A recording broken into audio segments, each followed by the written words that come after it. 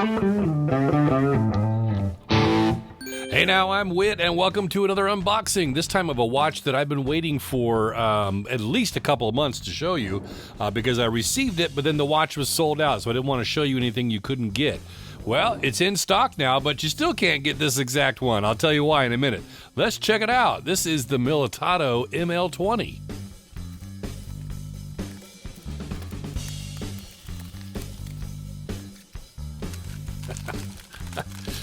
I told you I've been waiting a while. They gave me a Christmas present. That's about the time I received this watch.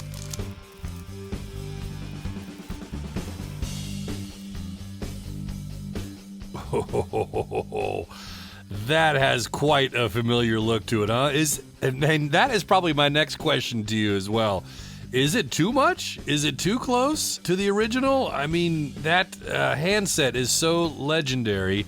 Are you somebody that would easily wear this, or you think, I can't do it, it's a little too over the top of a homage? Let's peel off the stickers and see what the rest of it looks like. Wow, what a beauty. Through the magic of editing, got all the stickers off, and this thing is just phenomenal from my first glance at it.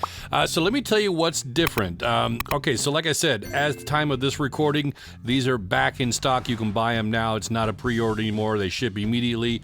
But they took away this broad arrow. So now is the Militado logo, and I'll throw up a picture of what it looks like. So they actually listened to enthusiasts because, the broad arrow, people were saying, it's basically associated with the British military, and this is paying an homage to a German watch, the Sinn U50. But these are on sale for $164 right now. More on that a little later. Let me tell you about the watch first. We'll walk all around it. So this is a 316L stainless steel case. You've got sandblasted finish, and there is anti-fingerprint coating on it. Let me see if I can just press my finger here and see if we got any fingerprints. Nope. Love that it's got drilled lugs there, and the bracelet matches identical, so the finishing is very uniform throughout the watch, from the bezel to the mid case to the bracelet. And in case you didn't notice from the unboxing, that's got screw pins for sizing your links. A nice taper down to about 16 millimeters of the clasp. I love this dainty clasp too. It's not overpowering, and it's not too petite either. It's perfect for this watch. It's on the ML16 as well. 5 micro adjust, and you've got a fully milled scissor and the twin button release. And we've got a sterile case back.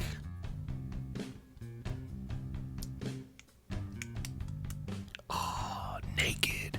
With that screw down case back and the screw down crown, you've got 200 meters of water resistance.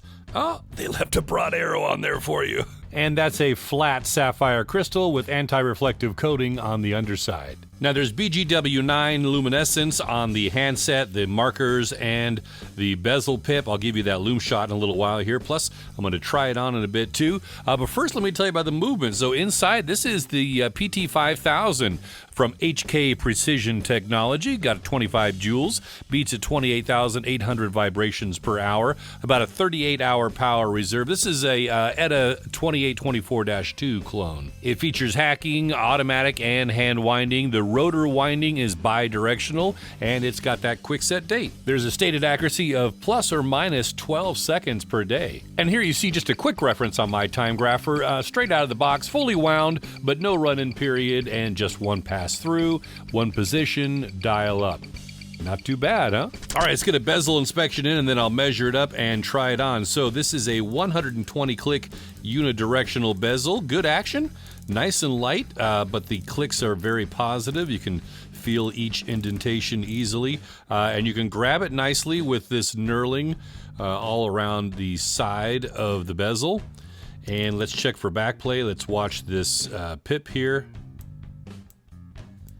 Yeah, well, not as much there.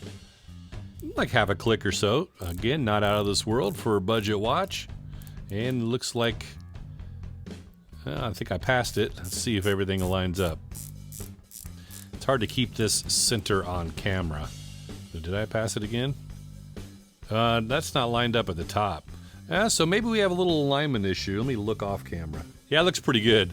I could see on camera, I mean, I'm looking up here, right? And if you just move it slightly and it looks like it's not lined up. But I'm looking off camera and it looks like it's pretty good.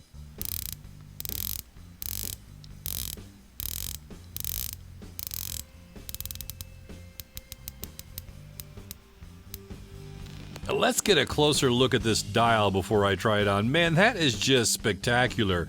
I love the contrast of the black, red, and the white. Again, this is paying very close homage to that U50, so no original design going on here from Militado, but obviously very heavily inspired by that watch, and looks great on this budget version. Measuring the case diameter, I'm getting 39.1 millimeters, a lug-to-lug of 45.8, and there are female end links, so there's an immediate turn down of the bracelet. 20 millimeter lug width, and again, that bracelet tapers down to 16 millimeters at the clasp. 11.4 millimeters in overall thickness, and the ML20 weighs only 136 grams with all links on the supplied bracelet. Okay, let's try it on for you, but first today I'm wearing the WM Watches WM206. Another beautiful homage, just got this lacquered bezel and two-tone color with the stainless steel popping through for the markers and the numerals. Just a beautiful piece. Wow, that looks sharp, huh? I mean, so good. You're getting a lot of great legendary looks here in a budget watch package. This is just incredible. Great PT5000 movement, and again, with that stark contrast dial, this is just a beauty. And so I've got an 8-inch wrist for your reference. I'd probably take out just one link. Well, there's your loom shot. Okay, so the handset, I wouldn't say it's dead on matched to the markers, but pretty close. For some reason, I think the markers look a little stronger, but you can see we've got that bezel pip loomed with a nice big solid triangle as well. So everything's looking pretty good on the Luminescence side. I mean, it's pretty bright and definitely legible. That second hand has got a little less real estate for Luminescence, but you can still see it scooting around. And this is BGW9, by the way, all the way around. The markers, the bezel pip, and the handset. The Militado ML20 retails for a full $209 US, but there's a spring sale going on at the time of this recording, which gets you down to $164. That's directly on the Militado website. I've got a link in the description down below, and I'll leave a link for AliExpress as well. And you should know that any taxes and import charges are included in the shipping for most countries. These just got restocked, so you're going to want to snag one pretty quick. I have a feeling this is going to be one of those watches that kind of goes in and out of sold out status. Remember, the black dial, exactly as shown in this video, won't have that broad arrow anymore. It will now be the Militado logo. But if you still want that look, you can get it in a blue dial